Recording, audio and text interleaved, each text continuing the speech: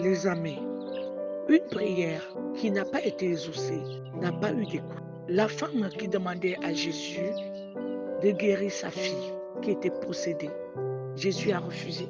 Mais la femme a insisté et elle est allée jusqu'à dire, quand les enfants mangent les pains, les chiens viennent prendre les miettes, ça veut dire que quoi?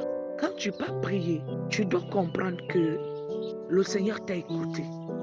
C'est à toi de réunir les miettes des petites paroles, les réflexions, les gémissements de l'esprit qui te déposent pour les rassembler. Parce que quand le chien finit de manger les miettes de pain, ça devient un petit bout de pain qui finit, qui arrête et qui stoppe une partie de sa famille.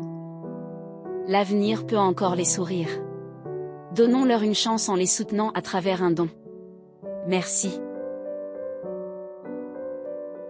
La famille n'est plus égale à celle que le chien avait. Donc ça veut dire que tu as faim de Dieu et tu es allé le poser un problème. Il t'a écouté. Est-ce que toi tu l'as écouté au retour? Une prière, 2 prières, 5 prières par jour. Vous priez sans vous demander si Dieu vous a même déjà répondu. Parce que vous ne prenez pas la peine d'écouter. Est-ce que vous savez aussi les amis que trop de prières parfois, ça rend ridicule. Ça rend ridicule. Quand vous priez et que vous ne comprenez pas la réponse venant de Dieu dans cette prière, vous devenez ridicule. Vous devez apprendre à écouter le Seigneur, prendre des solutions à vos problèmes entre les mains du Seigneur. Comme cette femme qui a eu tellement de foi, elle a cru que même les miettes qui tombent sur les foi, dans la foi des autres, la croyance des autres, elle peut les rassembler et ça peut devenir un tout petit grain pour elle. Et cela pour combler le vide que le Christ a envers sa personne.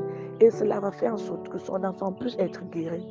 Les amis, quand vous partez les amours du Christ, posez votre problème à Jésus et que Jésus ne vous ait pas encore répondu. Sachez qu'il vous parle.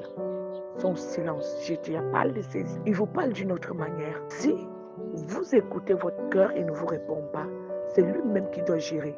Mais si au retour, vous ouvrez votre cœur et qu'il vous a répondu, faites les efforts d'écouter Jésus. Et je vais vous dire, les amis, les réponses de Jésus ne sont jamais aussi parfois les réponses que nous attendons. N'hésitez pas de liker, de partager et surtout de laisser un commentaire.